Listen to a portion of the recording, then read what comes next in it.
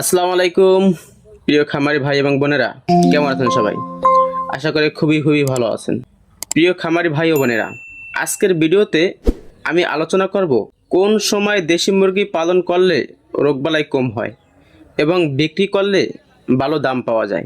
আরও আলোচনা করব আপনি একজন উদ্যোক্তা হিসাবে আপনার মুরগিগুলো সবসময় কিভাবে সুস্থ এবং সবল রাখতে পারবেন। তাই দেরি না করে চলুন ভিডিওটি শুরু করা যাক এবং ভিডিওটি না টেনে সম্পূর্ণ দেখতে থাকুন। আশা করি খুবই উপকৃত হবেন।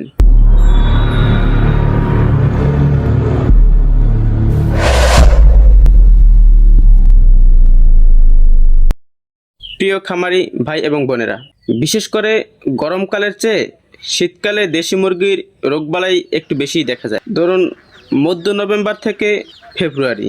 আর গরমকালে রোগবালাই কম হওয়ার কারণ এই সময় বিভিন্ন ধরনের ব্যাকটেরিয়া, ভাইরাস বংশবৃদ্ধির জন্য অনুকূল পরিবেশ থাকে না।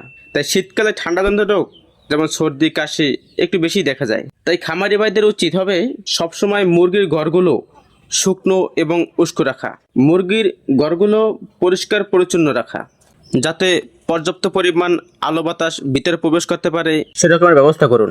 আপনার লিটারগুলো নিয়মিত পরিষ্কার রাখুন। কোনো কারণে মুরগি যদি অসুস্থ হয়ে যায়, সাথে সাথে পর্যাপ্ত ব্যবস্থা নিন এবং অসুস্থ মুরগিগুলো আলাদা করে ফেলুন। আর যদি এই বিষয়ে কোনো পরামর্শ জানতে চান, আমার সাথে কমেন্টে যোগাযোগ করতে পারেন।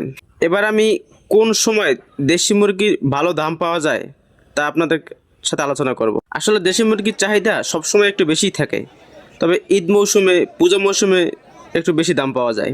বর্তমানে কিন্তু দেশি মুরগি একটা আলাদা বাজার হয়েছে, যেখানে ভালো দাম পাওয়া যায়। বেশি প্রফিট পেতে হলে আপনাকে সরাসরি বাজার ধরতে হবে, এতে আপনি ডিম বা মাংসের দুটোই লাভ করতে পারবেন। আর দেশি মুরগির রোগের ঝুঁকি কমাতে আপনাকে অবশ্যই সময় মতো টিকা দিতে হবে।